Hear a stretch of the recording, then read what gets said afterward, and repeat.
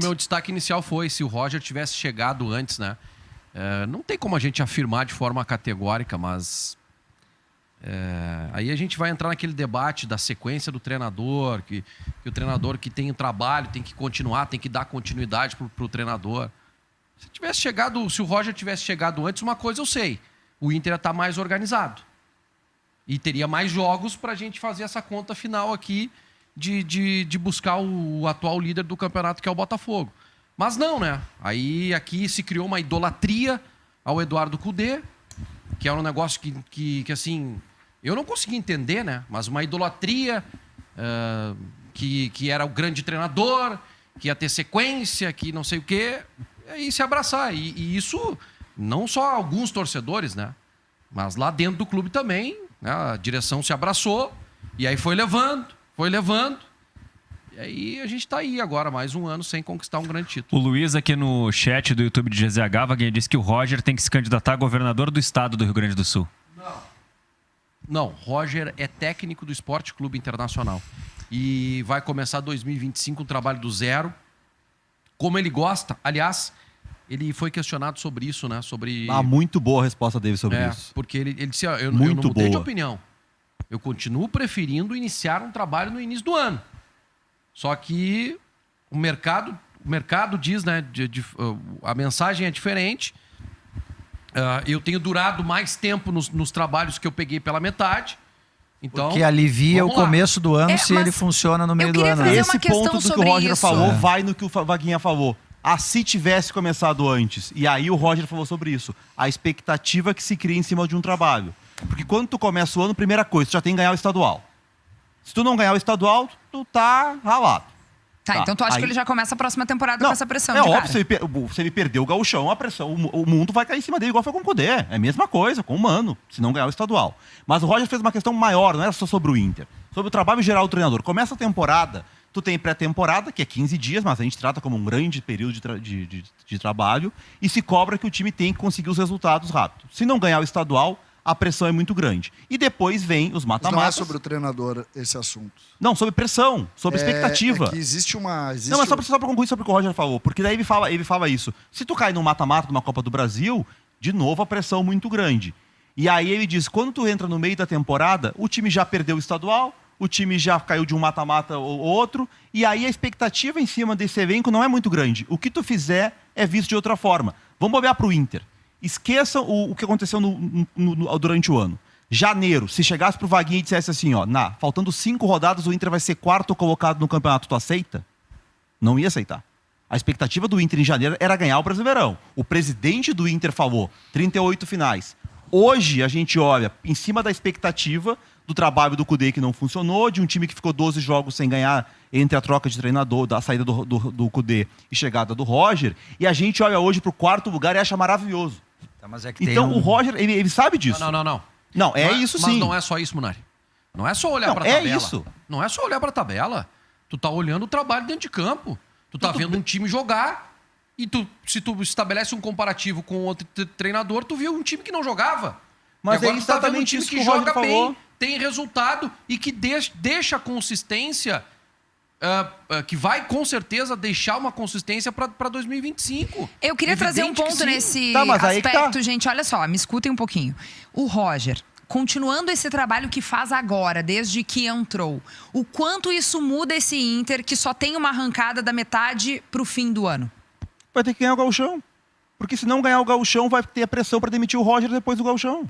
Vai ser. Que no Inter vai depender de como vai ser o gauchão.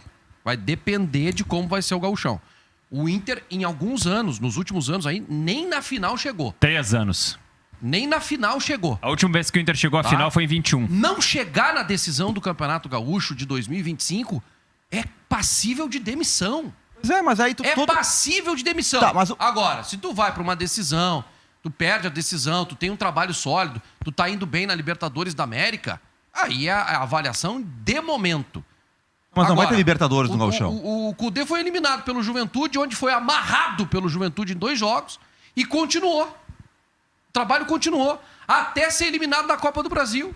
O Juventude Aí de quem? queriam que esperasse mais o quê? Mais 20 rodadas no Brasileiro pra demitir? Tá, então quer dizer Era que isso mesmo, que queriam. mesmo com esse trabalho que do Roger, que tu só elogia, o Inter perdeu um jogo no Gauchão no ano passado com time reserva pro Guarani de Bagé. Se o Roger fizer um Gauchão, perdendo um jogo só, cair na semifinal pro Juventude nos pênaltis, tu acha que tem que demitir o Roger? Só quero dizer... Não, só um pouquinho. Esse ano Mesmo que ele fez esse ano. falando do Gauchão desse não, ano. o Roger, se o Roger ano que vem for perder o Gauchão, tem que ser demitido. É loucura. Não, Vocês só um estão pouquinho. elogiando o trabalho do treinador. Eu acabei de falar. Vai depender das circunstâncias. Circunstâncias, como foi esse ano? Perdeu um jogo e caiu na semifinal nos Não, pênaltis. esse ano o quê, mano? O Inter perdeu um jogo no Não Gauchão. tava jogando nada. No Gauchão não tava jogando nada? Não, Tá o Inter jogando tava... contra quem? Não, Contra eu quem? acho que Sim, o contra os times do Gauchão. É que eu acho que o Cudê... O Inter estava bem no Gauchão até a semifinal, quando foi mal contra o Juventude e caiu. É que o que eu te pergunto é o seguinte, se o Roger fizer uma campanha no Gauchão, ele liderar o Gauchão, Vai ele ser ganhar a diferente, Grenal Mário. e não for pra final... Vai ser diferente, porque o ano que Não, vem não vai pode ter ser diferente, tu acabou de dizer que não. Libertadores da América. Libertadores é depois.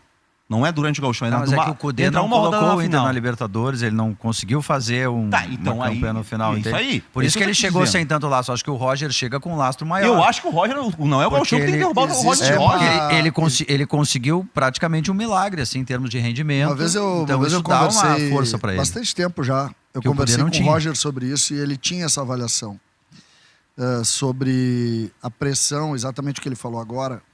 E eu até falei para ele na época, e não faz muito tempo, faz uns 5 anos, 4 anos, falei com ele sobre isso. Ele não tinha voltado pro Grêmio ainda. E aí eu disse para ele, a ambição do clube não é em relação ao trabalho do treinador. É porque esse início de ano nós contratamos muito, historicamente.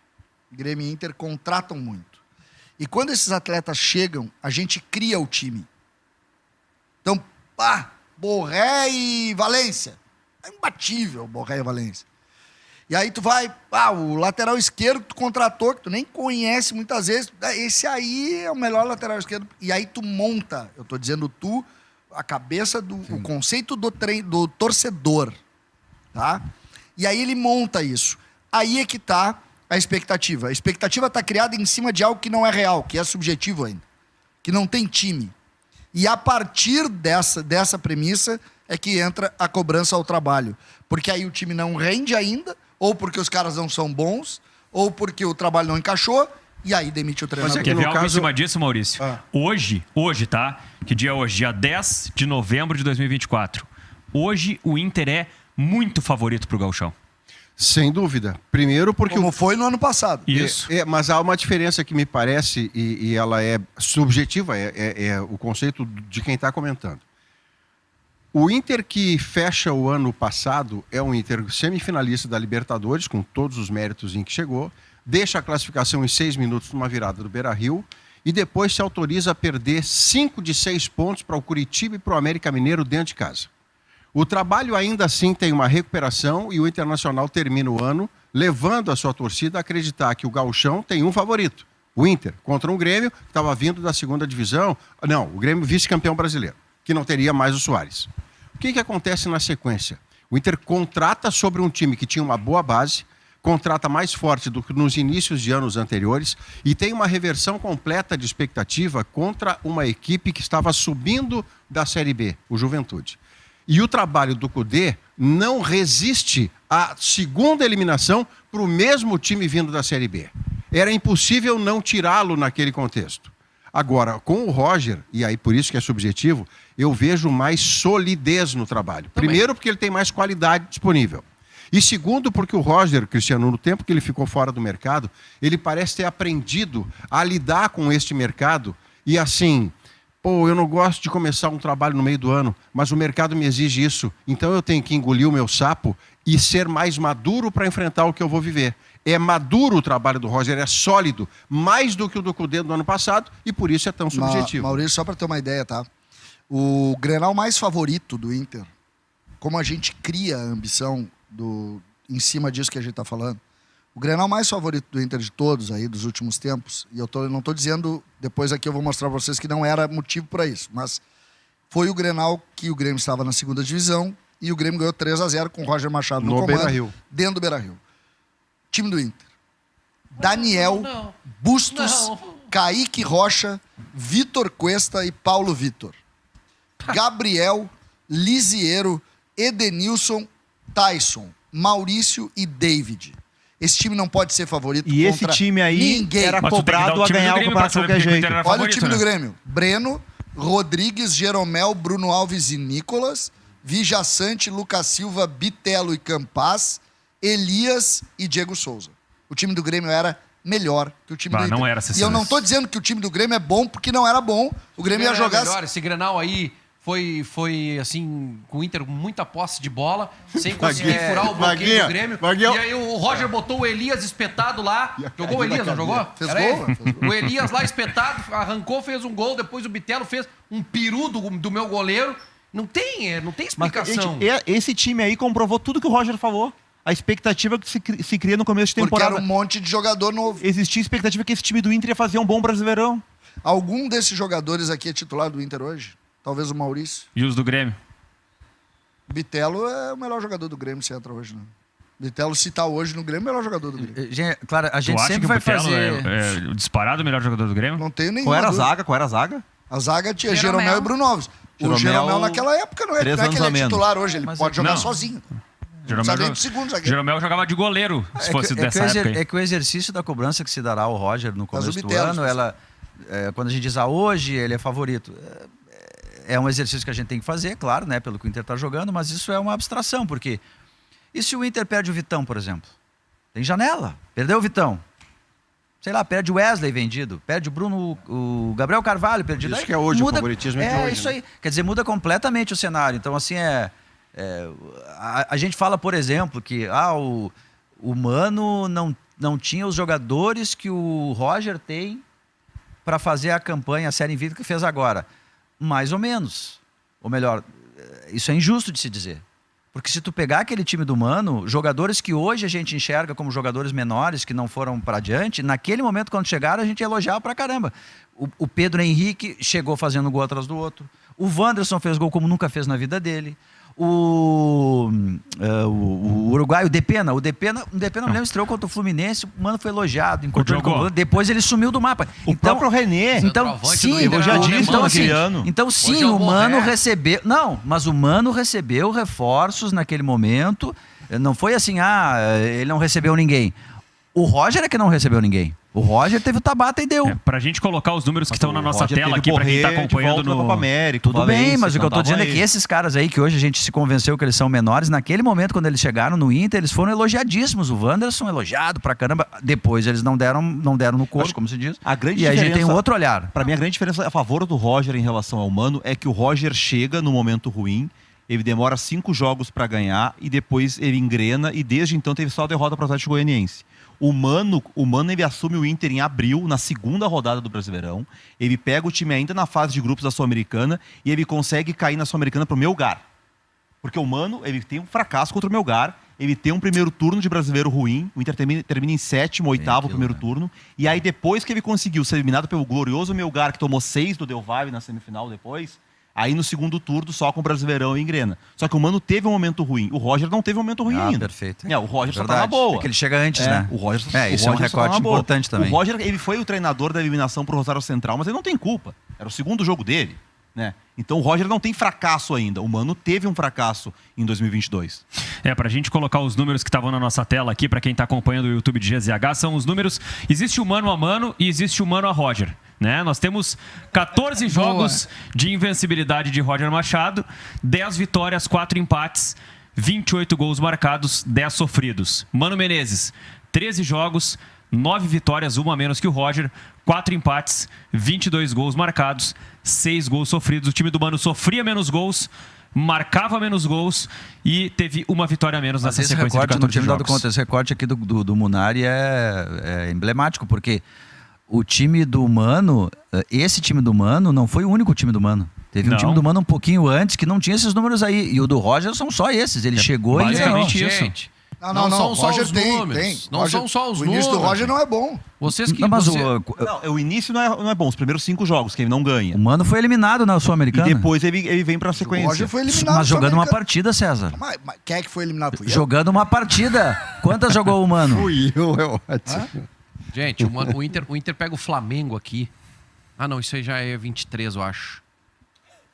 Que Não, o gol peraí. do Maurício no final é 23. É, 23. Já é é. 23. Não, mas assim, eu não lembro assim de uma grande atuação do A grande Inter atuação do Mano é num 3-1 contra o Flamengo, a estreia do Dorival. Lembra que depois ele disse pro Dorival, Verdade. eu peguei a casa bagunçada também, dei Esculhambação. jeito. Sim, O esculhambação. Dorival levou a sério e ganhou a Copa do Brasil e a Libertadores. Lembrei desse jogo. Lembrei desse jogo. Esse é um jogo, que joga com a cara do Mano. Joga Um sábado atrás, de noite. Alan Patrick solto. Alan Patrick solto É o ali. jogo que tem o pênalti do Pedro Henrique no final? Acho que Agora é, não né? me lembro desse lance aí. que tem o gol Mas do joga, Maurício, o Inter, né? Um joga, golaço do o Inter Maurício. joga atrás esperando o Flamengo e em escapadas ganha. Não tem, assim, uma atuação do Inter do Mano Menezes que lembre nem de perto as atuações do time do Roger. O time do Roger é muito mais consistente, gente. O time do Roger é seguro, A palavra passa é essa, tem segurança. consistência no trabalho Mas, do Roger. Vaguinha, como mas, passa Vaguinha, segurança pro o Inter do torcedor. Mano... Claro, eu concordo contigo, tá? Concordo contigo, mas o Inter do Mano era um time que perdia muito pouco. Porque joga pra não perder, o Mano sempre joga pra não Mas perder. na O Mano arrancada não do Mano, arrisca. na primeira temporada, o Mano tem 4 derrotas. 4 derrotas. Ele assume o time em abril. Então, assim, era um time que vendia caro as derrotas. E depois, no ano seguinte, aí se atrapalhou completamente. era um time que empatava quando muito. ganhava, sabe, ganhou. Ou daqui a pouco, assim, puta, esse time tá muito perto de Como ceder é que um ia empate. ganhar? É que o time do Roger Mano- o time do Roger nem perto. Do nada, não, um sabe, não sobe tem. O Criciúma veio aqui. O Fluminense, então, pelo amor de Deus, né? O Fluminense do Mano. Veio aqui. Exatamente. O Fluminense é o Mano. É que o time do Mano era o time que fazia 1-0 e ia pra trás e contra-atacava. E fora de casa sempre jogava fechado. Sempre, né? O Mano atacar fora de casa, não, só só Sabe um gol. qual é a grande diferença O Roger dos dois? ataca. O Roger tá 1-0 o Inter e o Inter tá atacando. É impressão minha ou tu não gosta muito do Mano? A Não, grande o Mano é um diferença... retranqueiro, é fato. O senhor fala com ódio. Não é ódio que vem, é retranqueiro. O Mano contra o Inter sexta-feira veio com o Guga de ponta pra marcar A o Bernabé. grande diferença dos dois fez um treinadores retrancão e perdeu o jogo. É que pra um deles não é proibido ganhar de 2-0. É isso. Né? O Eu Mano brinquei, fazia 1-0 e acabava o Só jogo. vamos deixar Sexta-feira claro eu o seguinte, Acabava tá? o jogo. Esse jogo eu vi. Qual? Qual jogo? Desse gadinho, tava lá, Sim. tava no estúdio. Mas foi quanto o jogo?